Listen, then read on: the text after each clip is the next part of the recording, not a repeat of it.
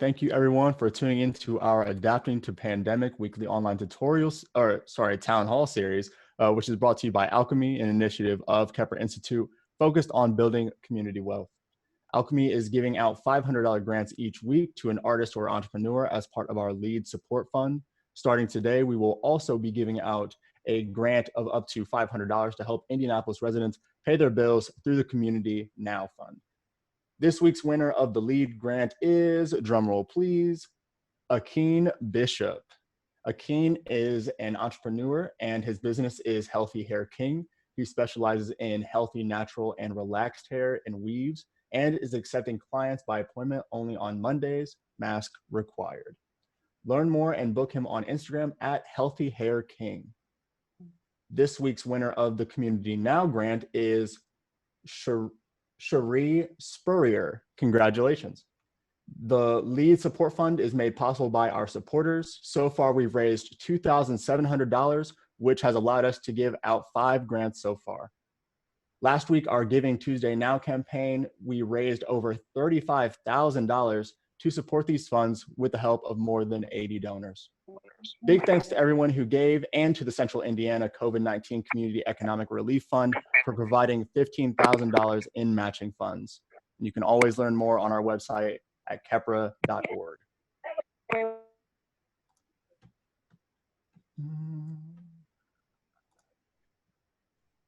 So now we are just going to start getting into things. We're talking about adapting to the pandemic. Our guests for today are Pambana Uishi of Kepler Institute, George Okanti of Purdue, Diop Adisa of Kepler Institute, and I am your host, Jayru Kadar, intern at Kepler Institute and also a student at IUPUI.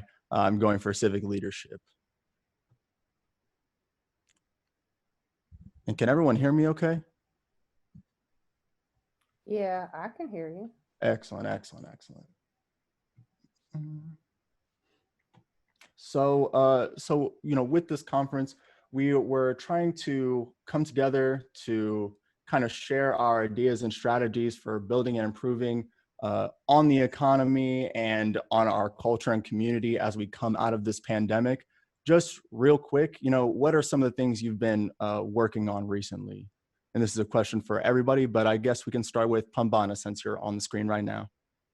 Okay.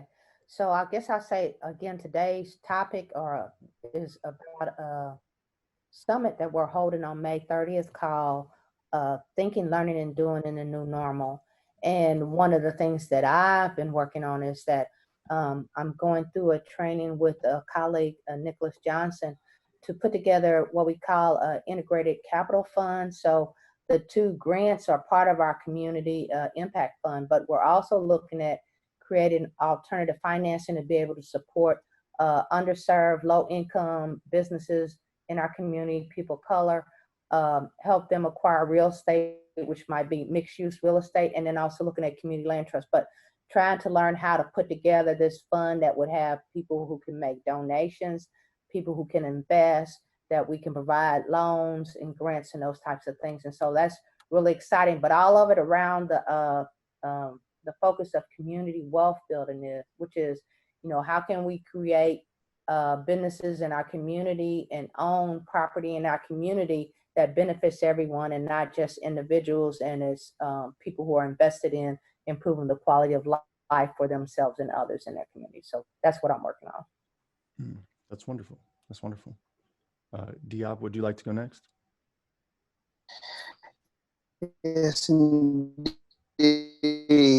So what I've been working on is a part of the Alchemy Community Wealth Building Initiative, is trying to figure out real experience and approach and technique to community. So trying to figure out how to flesh out what that curriculum should look and feel like, how we will vet who should partake in that.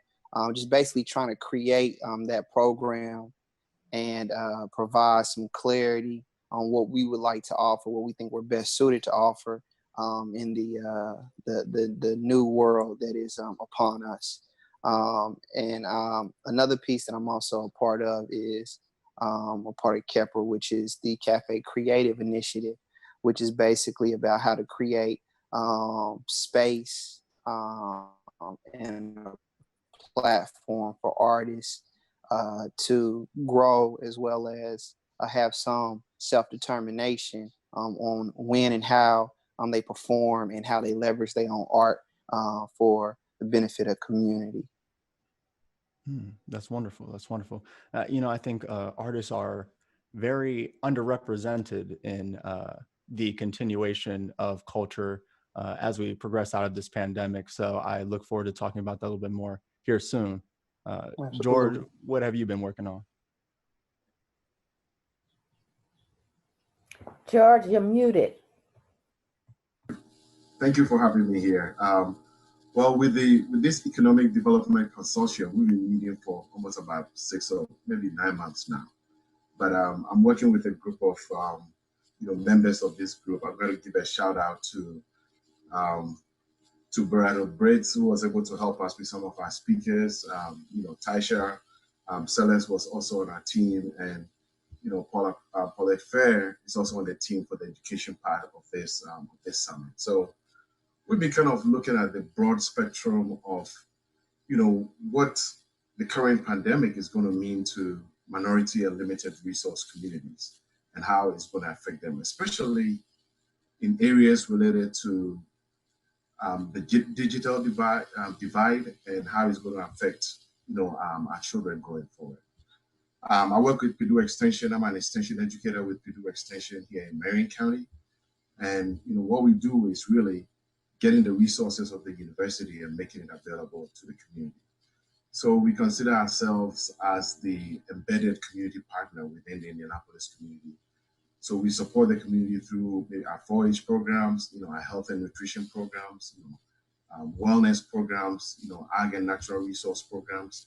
But specifically with this group, what we've been working on in terms of how we focus on education so that our children do not fall behind after this pandemic takes place. So what we're planning to do is to work on this summit so that we invite influential people within the educational sector in Marion County and have a discussion about what plans they have to bridge the digital divide and also be able to create some possibilities for limited resource family to be able to create some sort of resilience, help them with strategies for resilience and how they can be able to support their kids whilst there's shutdown or lockdown from school.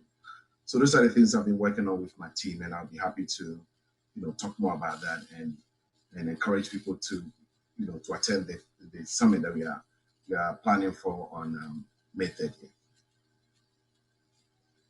Yeah, that's wonderful. Once again, I think something that's very interesting about this pandemic, is you see the huge move to an online space. I mean, we're on an online webinar right now, and looking at that digital divide, who has access to the internet and who does not, and if we should argue if that is something that every person should have access to, regardless of income, should that just be a basic human resource for people, I think is definitely a point of conversation now more than ever. Okay. Definitely. So I guess we can start again with Pambana. You talked a little bit about building up community wealth, and I know that's a very, very large part of Kepler Institute is building up that community wealth. What factors do you see driving that moving forward, as we not only as we live through the pandemic, but especially as we come out of it? What are the factors that are going to determine whether or not community wealth is not only there in our communities, but also, sustainable and impactful? Well, I guess I'll say, one, for me and Kepler, everything is always about relationships. So to me, it's going to be in the workshop that, I'm here to kind of share some information on, is our creativity and our resilience in the context of being able to look at, what is taking place today, what are our needs, what might be the future, and how do we begin to put in place those structures, those relationships, to carry us into the future, but also help us to address now. And so one of the workshops that we're dealing with as part of this summit, which we're inviting everybody to take part in on May 30th, and it's going to be from 10 a.m. to 2 p.m.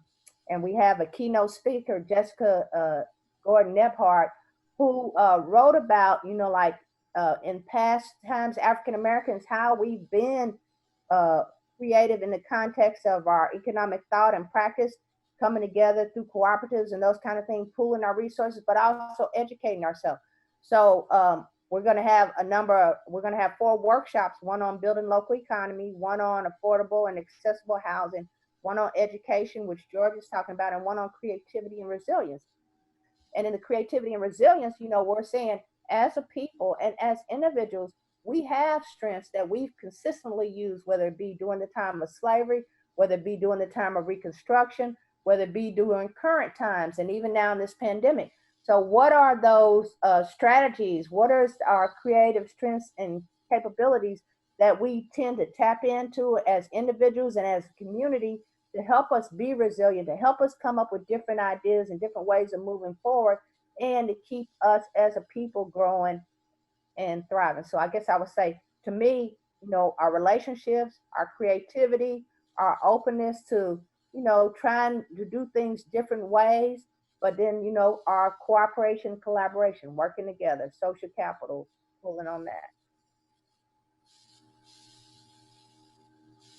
Undoubtedly. I think that that collaboration piece is going to be so important moving forward, because a lot of people, they don't have the maybe financial resources, or some of the even some of the social resources to pick themselves up after such an economic downturn.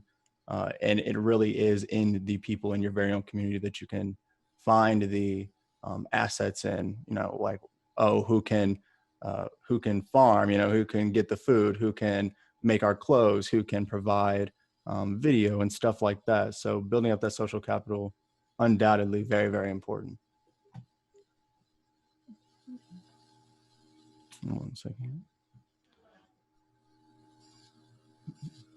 And so with that piece, though, you spoke about being creative in our approach. What does that mean to you exactly? Like, what would you see as going outside of the box of, or what is currently going on? That what do you see as the creative solution in your eyes? Well, I'm chuckling because I think I'm gonna toss that over to Diop. I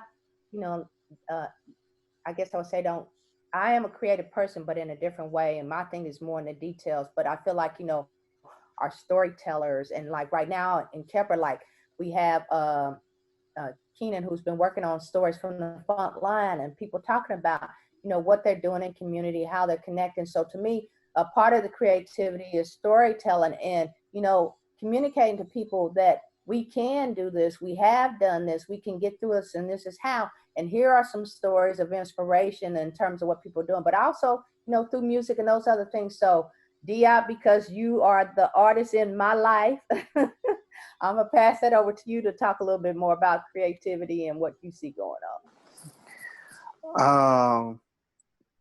Before I speak, J-Ru, can you just repeat the question real quick so I make sure Yeah, of course. So, how do we implement creativity into, building up that social capital, building up community wealth? What role does creativity play in that? Got you. So I see it 2 ways. So one, I'll start from when people hear creativity, a lot of times they hear art, they hear artistic endeavors, and that's one piece in terms of painting the narrative, controlling the narrative, trying to dictate what tomorrow will look like or what we think it should look like, painting the reflection of yesterday and what we've gone through. So I think art serves as that way to artistically paint our experiences, the ones we've had, the ones we've shared, and the ones we want to have, or the ones that we don't want to have, so that others can engage with that and that impacts people's decision making, people's lifestyles. It impacts the rhythm of the culture, and that's from art, that's from music, visual art, fashion, down the line. That's one piece of the creativity. I think the other piece of creativity is just ingenuity and resilience. So basically, in these times, using what you have to create what you're trying to bring into being. I think that's creativity, and that's something that we have many examples throughout history of. For example, if you want to improve something in your home, a lot of times people have resources to call someone up and do it. But you had an opportunity to learn. If you have access to technology or someone in your community, you have time because you're supposed to be practicing social distancing, whether you are or not. But you can, take that agency to be creative, to create what you need and learn from that. So I think that's what I would answer in terms of creativity from the art side, as well as from the ingenuity, resilience side. Undoubtedly. And I think there is something interesting that comes with, as you said, when you're trying to shift a cultural perspective, a lot of the time that comes from the arts, that comes from a medium that isn't so critical, or that isn't so institutionalized, I suppose. It comes from the collective spirit of a group of people.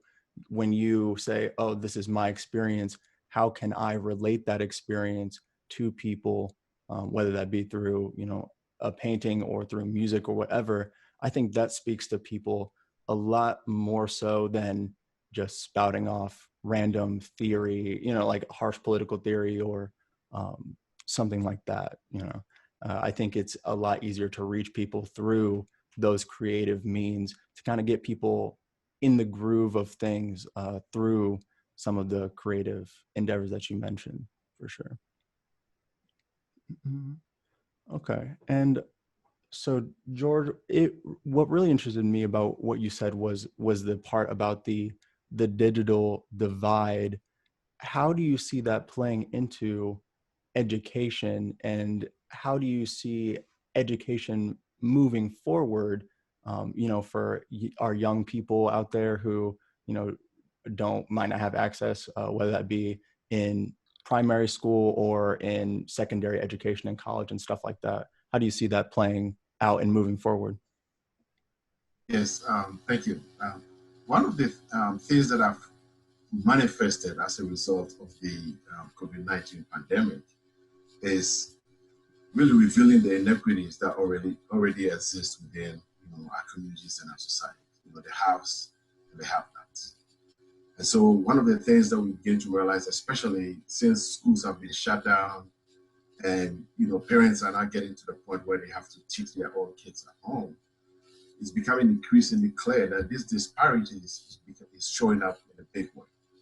Because if you don't have access to internet, if you don't have access to good internet in your home, well, the digital divide really gets your kids or your children, get behind even further.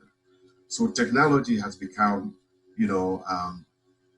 we say a human right or a basic right that we need if we are to really keep everybody educated and make sure that we are all up to speed with what is happening now. There are a couple of things that these inequities is also revealing, which is parents are not really prepared for this kind of way of teaching their kids. They go to work, they leave their kids, they leave them at the daycare, then they go to work, and then they come back, they pick them up, and they do other things at home. They have work that they're going to be doing.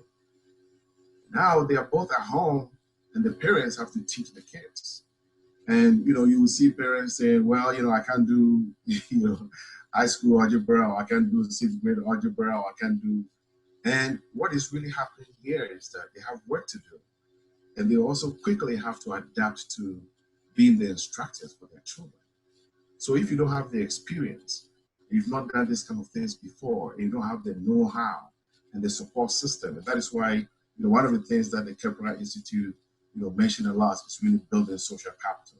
And if you do extension, one of the things that we look at is really paying good emphasis on social capital. So what happens then is that we need to have a way of bridging this digital divide. And one of the ways in which we do that is to ask some of the leaders in our community what their virtual or digital transformation plan is. Because although we are experiencing this now, it looks like this is going to be around for a long time. And so if we don't get our parents who already have limited resources, have to do 2 or 3 jobs and might not probably have time to teach, math, science, algebra, American history, and all the other things that the kids have to bring to school. What is going to be pretty obvious in a short period of time is that most of our kids are going to fall behind. And so the question, and one of the speakers that we have, on our panel, which we're going to be having a discussion with, is, Alicia Johnson, who is the IPS superintendent. So we would like to find out, what the digital transformation plan is for IPS, so that our kids do not fall way behind. And also we would like to find out what kind of arrangements have been made with teachers to support parents. See, so if parents are going to be doing a lot of the teaching going forward, then they'll have to be supported by the schools. So creating, parent, teacher interaction is very important. And so there's some social capital that needs to be built there.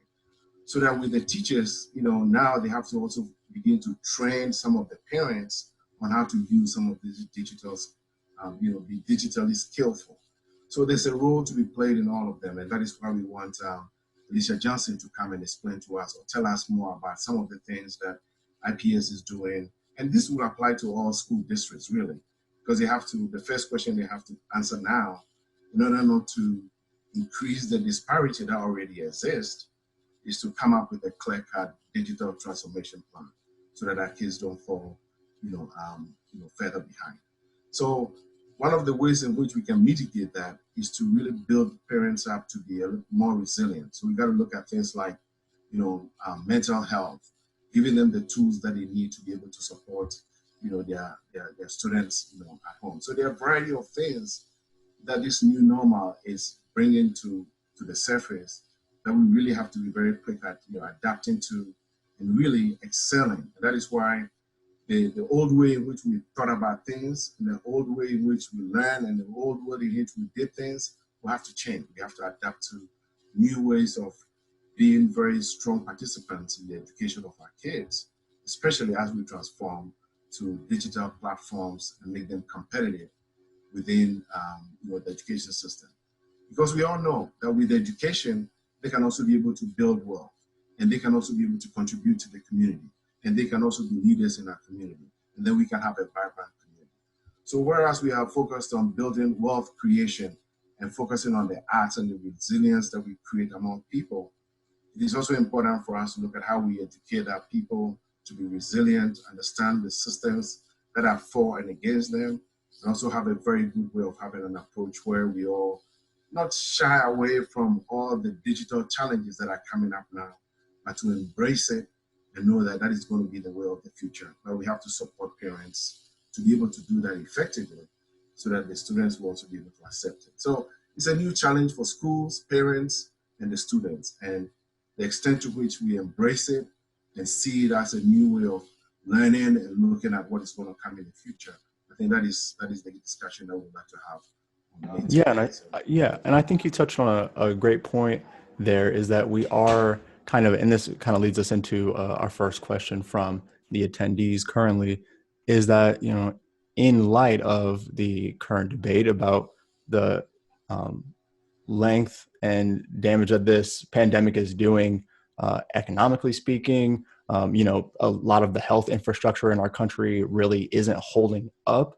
And a lot of people see this as a time of, there's going to be, as we said, a new normal that will come about. What does that new normal look like for you? Well, the new normal, in some cases, is exciting, and in some cases, it's frightening, right? Because one, the current situation that we have now really informs us that we really cannot go back to doing what we've always done. Because some of, like I said, some of the disparities and the things that really existed within our communities have been exposed.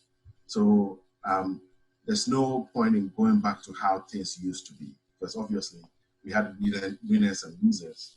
And if we are all in this together, this becomes a new, we have a new opportunity to create something that serves everybody. And when we say serves everybody, well, the baseline would be to make digital learning part of the curriculum for every child. So if you're paying our taxes to educate children, then transforming them into a digital platform and making sure that they're able to learn along those paths will be a new way of looking at learning. So when we talk about, the new normal, the new normal goes in a variety of ways. As much as it's exciting, it is scary because you have to be adaptable, because we become used to the way we do things. Well, when we talk about new normal here, we are talking about having some high level of resilience, being very adaptable, that what you did today might not be the same as what you will do tomorrow, but at least, you should be able to, have the confidence and, have the flexibility to know that you have a goal, but then you're going to be adapting and changing as the situation demands. Yeah, so sure. This old way of, this is how we do things and this is how we've always done things, it's not going to work in the new normal. So when we say new normal, basically, at least from my perspective, the conversation here is, it is not possible for us to go back to how we used to do things, because no way. Some things have been exposed, and the question is, how do we embrace the new opportunity that is open to us now and make sure that we do things that really serves all people? And that is a challenge. So the new normal is a challenge to all of us. It's a call to action for all of us that, what used to be really did not work for all of us. So how do we make it work for all of us? And that is, what are the rules, policies, behaviors, disciplines, things that we have to do to make sure that we are all successful in the new normal, especially with our children in terms of education and in our community related to wealth building and really excelling as citizens within the community. I'm curious what our other panelists think about what the new normal looks like. Pambana, for example, on the economic side of things, I heard briefly, you mentioned like worker co-ops and things of that nature. Do you see that shift in the, corporate infrastructure or how entrepreneurial endeavors are ran? Do you think it's going to turn more into a co-op base or like a democratically ran base of economic institutions, I suppose? Do you see that as the new normal? Well, I guess I'll say that I can't predict what the new normal is going to look like, but I do think, just like George said, because of the evident collapse of the current capitalistic system, and there have always been people who've been looking at, how do we share resources, talents, gifts, and abilities, and allow everybody to thrive. So I do think that, more people are looking at co-ops, more people are looking at, just skill sharing and those kinds of things. And then and I just want to say, I was on a call this week, and these two young brothers, they came up with an app that's called Halo, which is to allow people to lend money to each other versus, having to go through a bank and that kind of stuff, so that they don't have to deal with predatory lending. So for me, the new normal, I do think, and especially in the context of creativity and resilience, is, more people saying, what are the problems that have plagued us continuously? And how can we begin to look at and think about and approach them in a different way?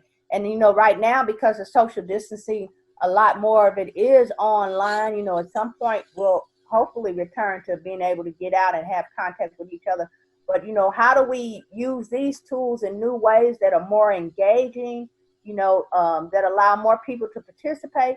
And then how can we, adopt this, attitude about, we got problems in our community, which, I feel like, people with low resources, we've always been like this. Okay, I don't have money, but, let me look at this problem and think about how I can deal with it what resources I have available to me. And so how can I find a solution for myself? And I feel like that's what we're probably going to see a lot more of. But I do think that because of this collapse in some ways and driving people indoors, that people are also looking for more ways to work together, to connect with each other, to collaborate. So I feel like that's part of the new normal, even though it's online. People are looking at, like, even in the context George talked about education, people saying, hey, if you got this strength, maybe this one lady, I think she said, I'm going to be doing reading or working with my kids on reading ages such and such. And then, like, I'll be doing it online. If you want your kids, they can participate in this, and they can benefit from it too. So more ways of collaborating, sharing, being creative, innovative, looking at problems and solutions and saying, given the constraints of this social distancing and things like that right now, what are some ways we can address our problems that work for everyone? So that's what I guess I'll say is the new normal. For sure. I really do think it's going to come down to people realizing that there is a lot of depth to the skills and assets of the communities that they live in, right? And when they don't have access to, I guess, as much structuralized institutions, they're going to have to rely on the community that's right next to them to find those teachers, to find those creatives and stuff like that. And I guess that kind of leads me to Diop. Where do you see the new normal going as far as, creativity goes, melding creativity and consciousness together to, push different goals in the community? Well, I think on the creative side, artists have always been resilient. Some art forms are more collaborative than others. So I'm not necessarily sure how, the current circumstances will impact the way in which creatives have operated. But what I will say in terms of, and it's hard to know what the new normal will be, but I think from what I've seen based off of what's taking place now, the challenges that the world has been facing has just been exasperated, it's sped up, it's exposed even more in my perspective. So those challenges still exist. And all of that has been highlighted or sped up by the particular environmental challenge of the virus. So that's one thing. I think the new normal will be grounded in the new set of competing ideas and philosophies that come out of people's minds, grounded in responding to what we're facing now. And then those new competing setting ideas will have different impacts in the environment, and we'll try to figure out how to adjust, adapt, depict, and debate on what those ideas are and who those ideas serve. But I think they'll still be grounded in ideas of abundance, ideas of scarcity, ideas of collective approaches, ideas of selfish approaches, ideas of domination, ideas of liberation. I think those will still be polarizing perspectives and competing agendas, but it'll be reset by what the perspectives think are the best ways to move forward now that the environmental game has been shifted to some degree. For sure. I mean, you see a large swath of people, I mean, even before the pandemic, who are kind of starting to reject a lot of the ways of life that we currently exist in, whether that be, economic or in our health infrastructure and stuff like that. People were kind of starting to get activated on these systems are really not working in my favor more often than not. And your point of, it's going to be an ideological struggle coming out into the new normal, I very much agree with. Yeah, because I think one of the blessings is, yes, people can see, all right, there are structures in place that have been touted as supporting or promising some desired future state that is no longer exists. So that provides opportunities for other narratives, alternative narratives. But please don't think that those that have had their hand on the faucet are not going to create narratives to try to continue the ways of the past. And, you know, it'll be, it's hard to say what it'll end up being, but it'll definitely be a lot of tension between the new facades that different ideologies paint and that people consume and are influenced by. Undoubtedly. Yeah, I mean, what you know, Diab said, I mean, I'm 100% with it, because, you know, in some cases, the new normal is an oxymoron, really, because the new normal here is you stay at home, social distancing, and all that kind of stuff. But yeah, another way to look at it is you know, taking what the points that Diab made right now, of, you know, competing ideas that are going to come to the marketplace. And the question that will arise for everybody is a time to think, learn, and behave in different ways. So the question we have to ask ourselves is, what used to be and where we are now and where we want to go, how do we want to be going forward? Because the forces that created what used to be are really going to compete for what they can get, whatever we call our new normal. So the new normal should be a time for us to rethink and embrace new principles and ideas that really serve all people. And if we want to create that new normal, what it calls for, especially minority and Black communities within the, you know, city of Indianapolis and maybe everywhere, is to look at how we've actually fared in the previous economy, how disproportionately most of our populations are dying from this COVID because suddenly we become essential workers and all the things that are happening. And so it's time to, you know, pivot, sit down and think and say, well, it did not work so well for us before. We have a future right in front of us. What can we be thinking? What ways can we be behaving? And what new ways can we be thinking of in terms of, one, building wealth for our communities, two, educating our children and empowering parents to be good participants in their children's lives, figuring out ways of creating economic and entrepreneurial activities and creative activities that serves a lot of our group.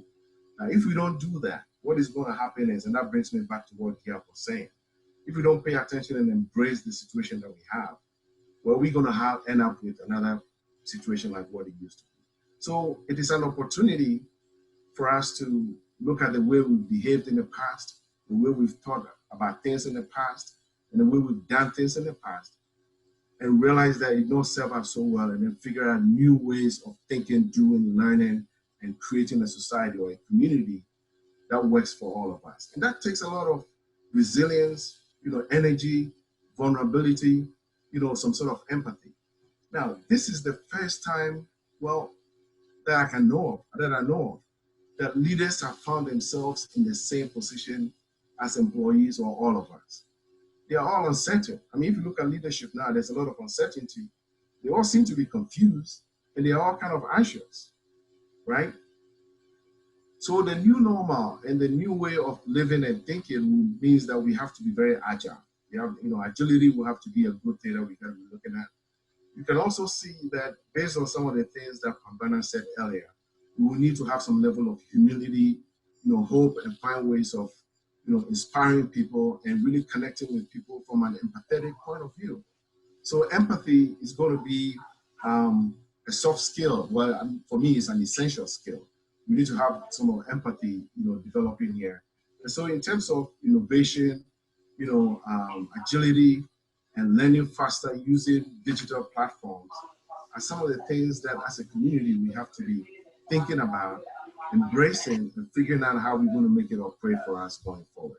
So when we talk about the new normal, which is somehow an oxymoron, these are some of the things that I think we are trying to point out. Can I add to one thing George made me think about? In terms of leaders and confusion, I think that confusion is going to be impacted in a variety of ways. One way is going to be frustration, because there are no I can do this and get this result that used to work yesterday, no longer works now. I think acceptance, that you're going to have to continually be in question mode, and constantly reviewing what is. And then the piece George raised that I like was humility. We can't assume that we have the answer, that what we were doing before is the way. So we have to also question not only what is being done with opposing and competing ideas, but our own ideas, our own approaches, our own processes, because we are no longer operating out of the same modes of being as we were prior to now. And then I just wanted to say, and to me, you know, the new normal, like George, I think the upset is, it's apparent to everybody that the systems that reportedly supposed to work for everybody have not worked and are failing. I mean, just drastically. So because Just miserably. the new normal is, you know, people can no longer say to themselves, you know, these things work.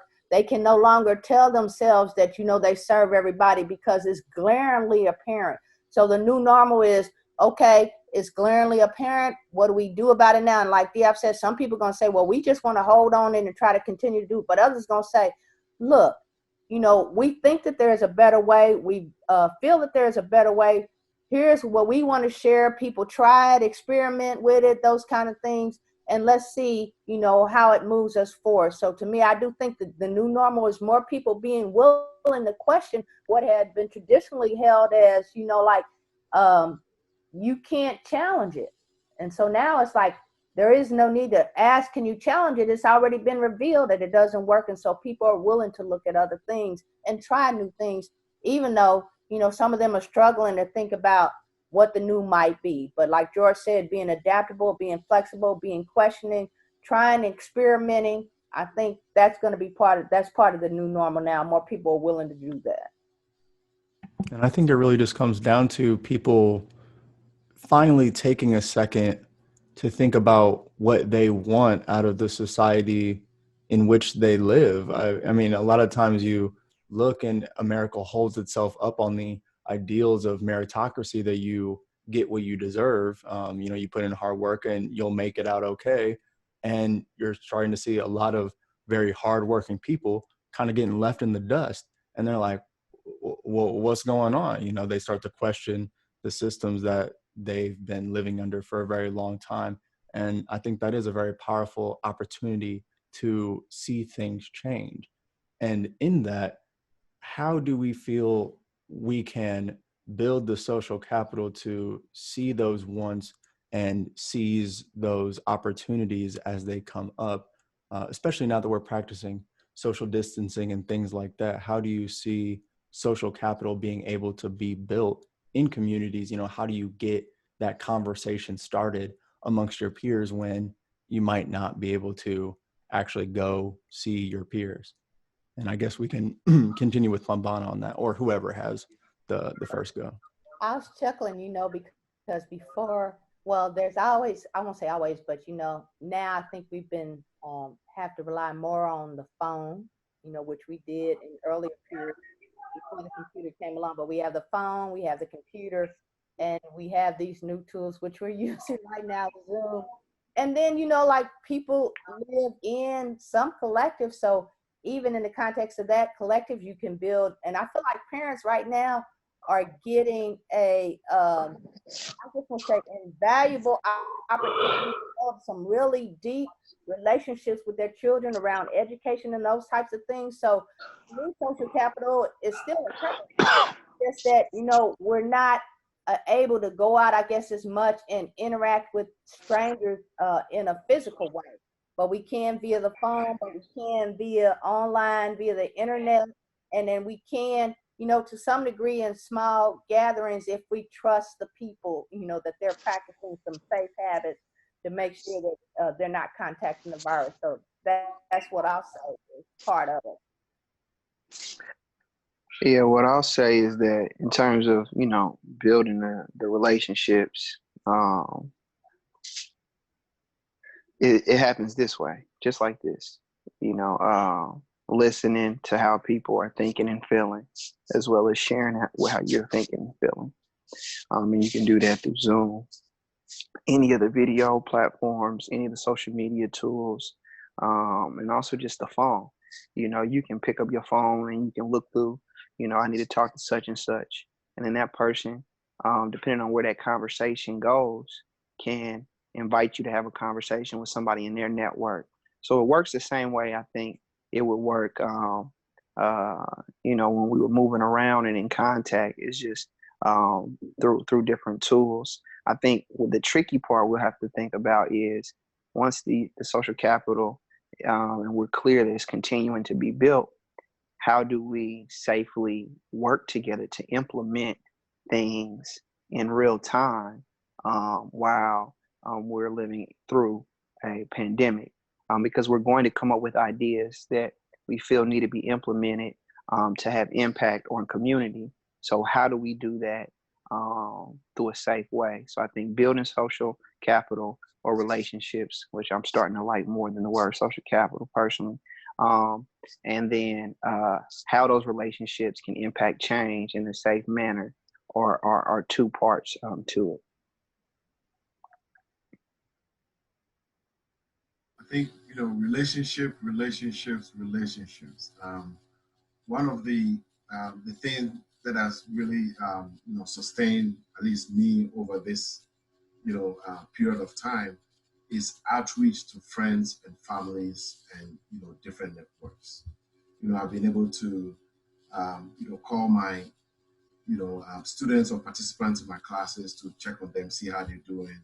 We've had, you know, Zoom calls where we've discussed, you know, how are they taking care of themselves, you know, personally. I've reached out to my colleagues at work.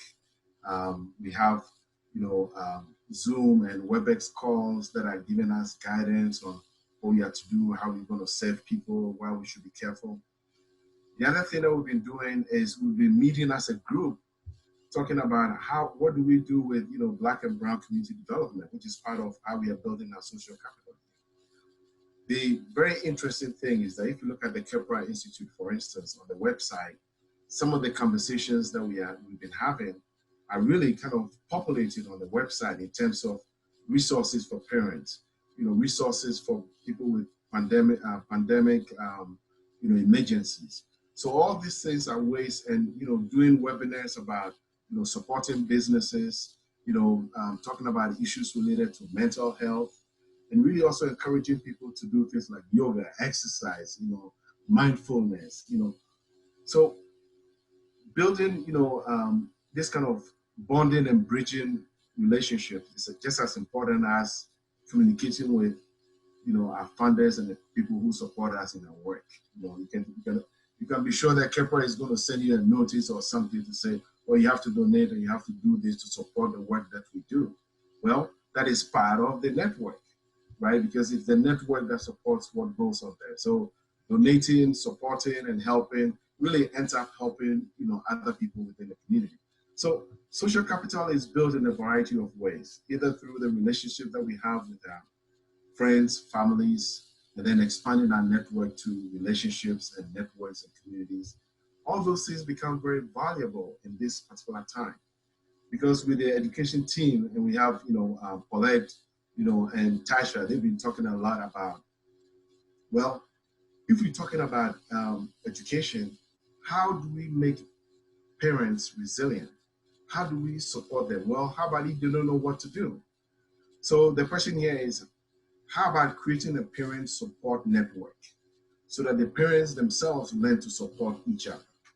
So, you know, most of the conversations after the summit, the next question will be, okay, so what next? Well, what next will be some of the resources that we would like to put on the Kepler website and other things that we're going to do to continue supporting parents and keep this conversation top of mind, because it's not a one and done kind of thing. You know, it's one of those things where you have to keep at it, because there are a lot of, you know, moving parts right now. And if you sit down and you sleep too long, before you realize, you know, you'll be at the back of the bus or something like that. So this is a time to, you know, keep your eyes open, pay attention to the relationships that you have, look at the resources in the community. Well, I work with Purdue Extension. We support things to do with, food, agriculture, youth development and other things. Pay attention to all the organizations that are doing things that, could replicate the work that we're doing, and make sure that we tap into those resources and make sure that we use that to support the families that we care about. So social capital you start with your immediate friends, but you can also expand it to make sure that it helps the community as a whole. So this is some of the things I'm doing, and Yeah, for sure. I'm glad to have the privilege to do that. In that same vein, Mimi just asked a great question of what is community wealth to you? And can you give some examples of community wealth that maybe you're interacting with, some resources that you have found helpful within the community during this time? Is it for me or from Bana? It could be for you since, you're still up, and we can move to Pambana and Diop if they want to start thinking about it. Okay, so community wealth here, especially to do with the minority community, is that one of the ways to be successful in the capitalist system is to be able to, one, to be entrepreneurial, and also be able to pass money around the community. One of the things that happens within our community is that if you have a dollar, the circulation, the velocity of circulation of money within our communities is very limited. And so one of the ways we have to look at in terms of new ways of learning and new ways of behaving and new ways of doing is to really begin to look at developing and creating entrepreneurs and having creative avenues where we can make sure that the circulation of money stays within our communities, that the money is able to circulate in several areas. So that is how we can build wealth within our communities. The other thing we can also do, and if you look at, alchemy, for instance, we have alchemy that has been established by the Kepler Institute. Well, building community wealth, it is supporting small businesses, mentoring, people who have aspirations to be entrepreneurs. That is a way of building, wealth in the community. Now, if you look at Purdue Extension, for instance, we have things like the high school financial planning program where we start them even in the high school. And then we have, money management program, which is helping people to manage their finances and helping them with other things to do with entrepreneurship. So we have programs. I think I had a meeting with the Children's Museum with, the Mid-North Promise program.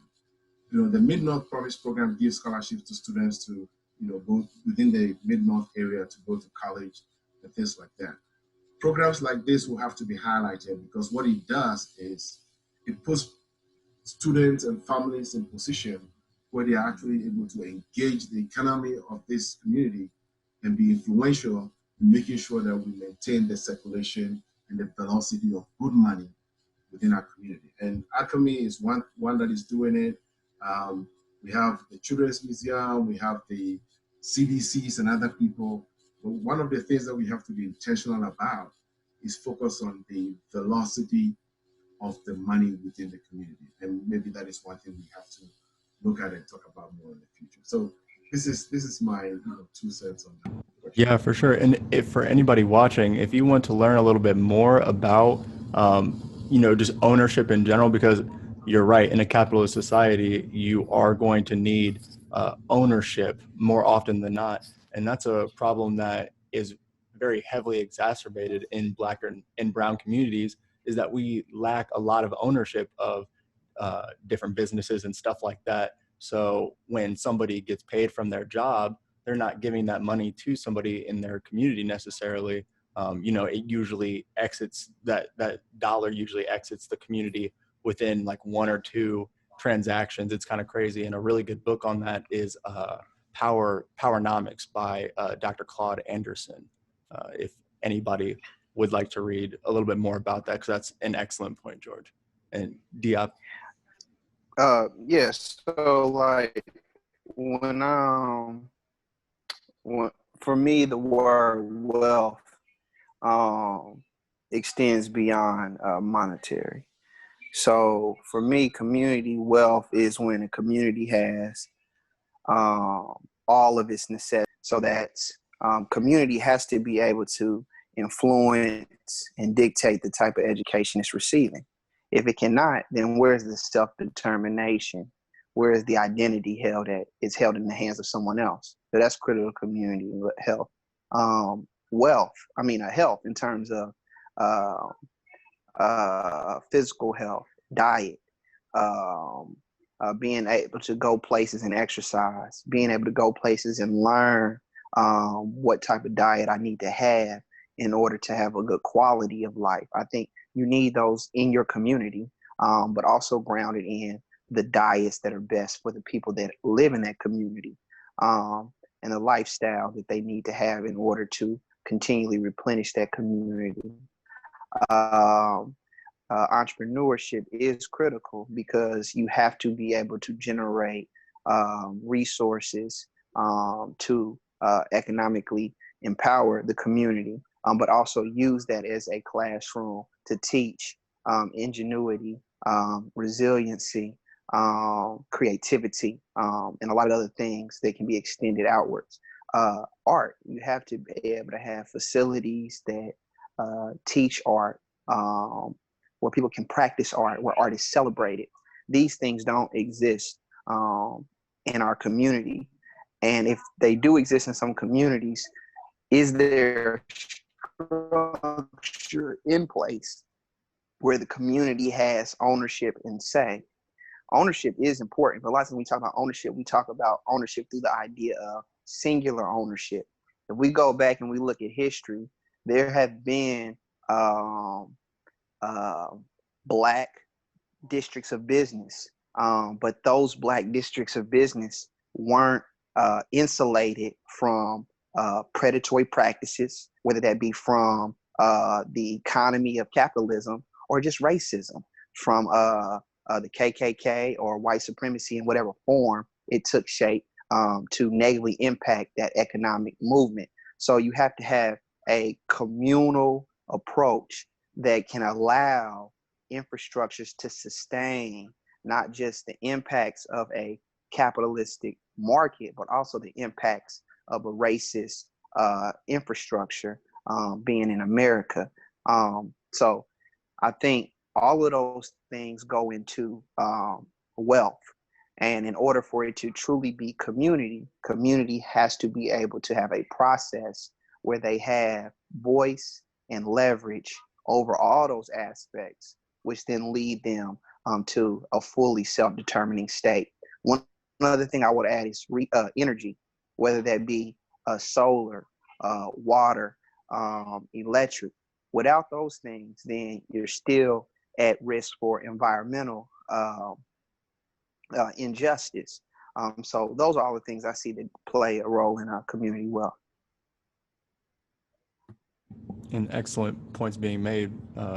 For sure, it does definitely extend beyond the strictly entrepreneurial. I think the sustainability portion is certainly important because, like you said, there have been bigger Black business districts and stuff like that throughout the course of history, but it has been factors outside of the strictly capital that have caused them to kind of fall off or become disillusioned over time. So that sustainability portion is indeed important. Pambana? And I guess I'll say, just to add to what Diop and George said, that, when I think of community wealth, I think of shared resources.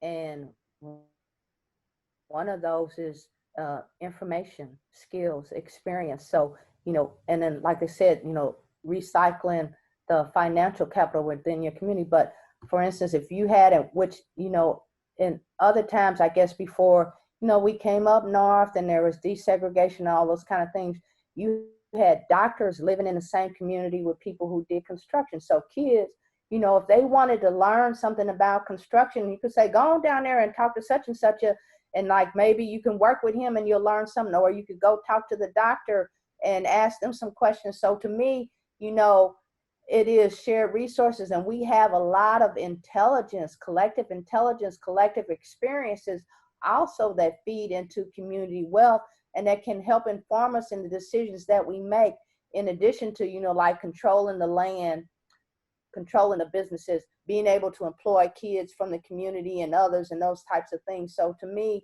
it is all of that together, and how do we build vibrant communities that have all those components, so that, like, you know, George and Diop said, we control the education of our kids. We control, you know, the ability to be able to employ people in our community, how many times the money circulates through our community. And then we're educating and learning from each other and sharing and benefiting from the wisdom and experiences of elders and of youth, because you bring a certain energy and also the ability to question to it. So to me, all of that is community wealth. And how do we help communities, people in communities, you know, create those environments so that we're all thriving, we're all served, we have affordable housing, you know, we can eat well, you know, and then we can contribute our gifts and talents to our best of our ability. So I guess that's what I'll say. For sure, for sure. And I think it really is, at the end of the day, just seeing where people are at, what people have, and, you know, kind of like what Diop said, what can we do with what we have? Because I mean, that's all we got at the end of the day. And I think there is a lot of potential.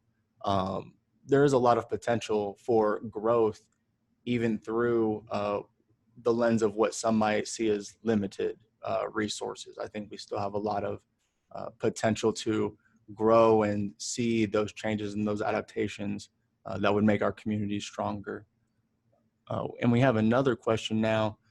Any suggested books or documentaries to read or watch as it relates to probably building community wealth, or maybe just in general, something you think would be helpful to see or experience moving into this pandemic and then outside of this pandemic? You're muted, Pambana.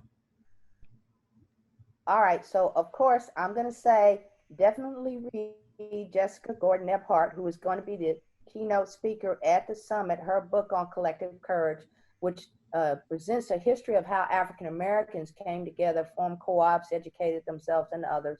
There's also a book called The Making of a Democratic Economy, which looks at some of the initiatives that people are taking today to build community wealth in various places around the country. So those would be the two that I would recommend right now. And The Makings of a Democratic Economy, who wrote that? I'd have to look it up online. I don't know. I can't tell you the name of the author, but they can go on Amazon and they can find it, or Google it, The Making of a Democratic Economy. Yeah, I'm sure Google has the answers. I would say, in terms of historical context, especially for African Americans, two documents I would recommend: The African Americans, Many Rivers to Cross, with Henry Louis Gates, and Black Power Mixtape. Those two, I think, kind of give you a good gist. Yeah. Now, I can personally vouch for the Black Power Mixtape being very good. Definitely one of the documentaries that I don't want to say radicalized me as a youth, but there is something very empowering, very uplifting, you know, just seeing your people do work, man. That's all it takes, really.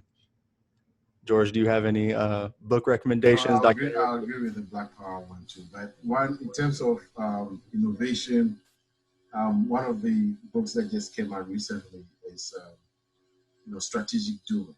Strategic Doing was a concept, but now it's been written in a book form. I think that's a very good one to take a look at, in terms of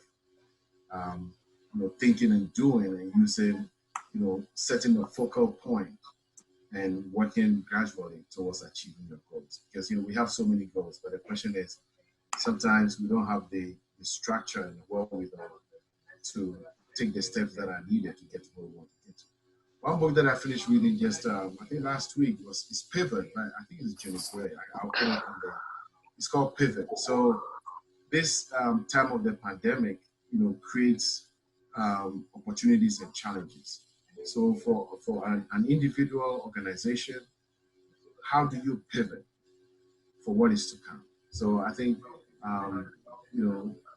some of the ideas that, Jenny puts in the book kind of were very revealing in terms of how you just don't get into a so-called new normal, but the preparation that is needed, the learning that is needed, the attitudes and behaviors that are able to adapt to be able to be successful in that particular movie. So I'll make sure I put it on there. And could you repeat the name of your book one more time? It's Pivot. Pivot, and the other one was Strategic Doing? Strategic Doing, yes. Excellent, excellent. I'll put it in the chat. One I would add is the Power Manual. That's pretty good. It's about basically how to use power that is liberating to combat power of dominance. One question I had, and this is due to my I am going to school for civic leadership, and I am a civic engagement assistant for IUPUI's Division of Student Affairs. And one piece that we're really focusing on now is, we're coming up into the general election and things like that. I mean, you're starting to see, the nominations for the Democrats kind of coming to a close here soon.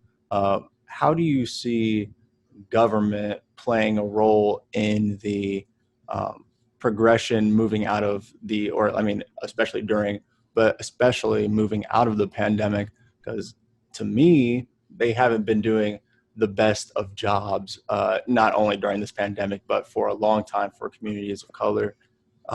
What role do you see government and state institutions playing in the acquisition of community wealth? So what I think in terms of what I've been seeing is that they're confused as well. There's a lot of power struggle taking place because they're trying to figure out how to adjust and how to adapt. No one was prepared for this. So we can see a lot of the dysfunction that's taking place throughout the country right there amongst the legislative body. So I think one of the ways in which that's an opportunity is that there will be some public officials that are more willing and able to hear and listen to different perspectives, different ideas, different approaches. And we should engage those particular potential officials to help support the new, the desired future state that we have, but also, become clear on those that have opposing views and opposing agendas. But I think there's a lot of question marks, even within what's taking place, as you see stay-at-home orders being overturned by Supreme Courts. It's just a lot of chaos, which provides a lot of opportunity as well, but as well as risk. Well, this is a good time to practice government by the people, of the people, and for the people. I mean, because, democracy as it is right now is even, being challenged for a number of its presidents, right? And there's never been a better time where government and our leaders need us as much as we need them, right? So we have to be, conscious and alert to the role that we have to play in their decision making. For a very long time, we just left everything to leaders to decide and do everything for us. Well, now it's become very obvious that they are just as confused and anxious as we are. So the question here is, now we are all in this together. And so the point that comes up is, what is going to be our new responsibility as citizens to make sure that we are governed by good policies and good leaders? Now, that is a responsibility on us. So when we talk about, the new normal and the new ways of learning and behaving, it's on us to create that future that we're talking about. So it's not like somebody's going to do it for you. It's like you have to rearrange your thinking and the way you look at things to begin to figure out what you can help bring about. So yes, governments are very challenging. In fact, next week, the Blue Extension is offering, a program about, how the pandemic recession is going to affect local governments. And I think I sent it to M. And I'm going to, if anybody's interested, you can go to the Blue Extension website. Because now schools, road funding, property taxes and all the things that are used in, managing government are all at risk. I mean, we already have over 36,000 people unemployed within the nation. And, in Indiana, the numbers keep going high. So government revenue is going to be very heavily under pressure. And so if we have to go into whatever comes up as new, we don't have to absorb our duties as citizens, but we should be willing to help leadership make right and good decisions. Yes, of course, there are going to be some outliers who, when they say social, to maintain social distances, think they can, take guns and go to, courthouses and state houses and things like that. I don't know about that. I don't know the mentality that gets people there. But the point I want to make here is it is incumbent upon us as citizens, while we are talking about any kind of new normal, is to really look at what our participation was or has been in the past, and what our participation is and is going to be for the future. If we want to create a future that is going to be good for us and good for our children as well.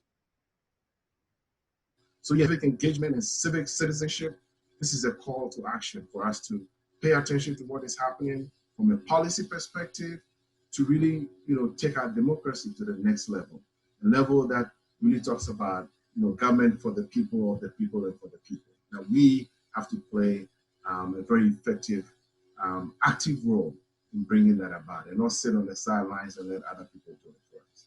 So yeah, it's a real call for action to do something different. No, I totally agree. You look at political participation up to this point, like even using like the 2016 election, for example, I believe around 60 million people voted for Democrats or a Republican, Donald Trump or Hillary Clinton. But if you look at the number of people who didn't vote, it was if did not vote was a candidate in the 2016 election, they would have won by a landslide. It would have won by a landslide. It was like 100 million people didn't vote. And when I look at things like that, I'm like, that means two things. One, people are kind of disillusioned with our political system. And two, there's a large body of people that you could use to congregate and, as you said, create a government by people for people. There's a lot of people who don't agree with how things are ran right now, or, if they did, I would hope they would have voted right. Pambana, how do you feel about the state of our government, not only now, but moving forward, and how we should engage with those systems? Okay, well, first of all, I'm going to say that, I feel like a lot of times we have this messianic complex where we approach governance from the national level. And if you elect a president, they're going to solve all your problems. Or if you get people into Congress, they're going to solve all your problems. And then I feel like, when I think about government, I look at it as a tool. And yes, policies are important. And then, I look at, for me, I feel like the level has to be community, and then from community to local to state to federal. And so in the context of that, and in the context of whatever it is that you're working on, where can you affect change and how best can you go about it? So not to say that everybody's going to be working on the same thing, but I do feel like, too often the reason I guess that governance suffers is because we have not worked in our communities to empower people and to encourage decision making at a local level, such that people feel like, and such that people are actively involved and engaged in that. So I feel like you got to put that in place first. And then people have a right to distrust government, because shoot, there have been all kinds of treaties signed, all kinds of laws, and they change them, those kind of things. So I understand people's distrust of politics. And so for me, not to say that it doesn't have a role, but we need to look at it realistically in terms of how it's been used. And like right now, we got this prison industrial complex, and a lot of that came out of the Clinton era of getting tough on crime, I think it was. So yes, we need to be involved in governance, but I feel like we need to cultivate within ourselves and our communities, empowering community to have voice and take action at a local level, and then from there to elect people people who will represent them, but they got to hold them accountable. So to me, it is one of the tools in our toolbox. It's not the end all and the be all. It's not going to fix our problems. And if we are not actively holding each other accountable and then holding the people that we elect accountable, then it's not going to change. That's what I'll say. And I would 100% agree with you. I think that that accountability piece is oh so important, because you can get your elected official into office, but if they're not actually going to do the things that you elected them to do, then, you know, what are we doing this for? Like, what's really the point at the end of the day? And to me, like I said before, I really think it's just the potential that lies there, that you see so many people who don't necessarily agree with our political system. As you said, rightly so, you know, a lot of our governing structures have actively harmed many communities that we live within. So it's not some like, oh, what's going on here question as to why nobody trusts the government. But I do think there is a level of potential to say like, hey, we can come together. You know, we can have collective power in these institutions, especially at a local level, and we can have a collective set of values, and we can push those forward and get those enacted as real laws, real policy that can help us in our everyday. But you're right, it does start at it really does start at the local level, just getting people together to even talk about things like that. I don't think people really recognize the power that they have, not only as individuals, but especially collectively, right? And it looks like we are coming up on time. We have about 5 minutes left. So, and I just want to see if we have any more questions from our attendees. If anybody has any final thoughts that they would like to share before you know, we kind of close out for today. You're muted, Pambana. I just want to invite everybody to the Thinking, Learning, and Doing in the New Normal Summit on May 30th from 10 to 2 p.m. And again, like I said, Jessica Gordon Nembhard will be our keynote speaker, and she has studied African-American economic thought and practices as it relates to cooperatives, coming together, creativity, addressing our needs in our communities in Reconstruction and slavery and things like that. And that there'll be 4 workshop tracks. One will be on building local economy, the other one on affordable and accessible housing, another on education, empowering our children and youth, and the 4th one on creativity and resilience visions for the future. So it's put together by a group of community development practitioners. We're inviting everybody to come participate and help us think about what the future looks like and how we can build toward that. And I believe the registration link is in the chat. Yes, it is at newnormal.kepra.org if you would like to register for that. Were there any other final thoughts? I think Pambana covered, you know, the main things. So I would also like to add that, you know, make sure you register for the May 30th event, because, you know, from the education committee and the team, we're going to have the IPS superintendent, you know, talk about, you know, the digital transformation agenda for IPS and, you know, limited resource communities. So we'd like to know that. We also have Brandon,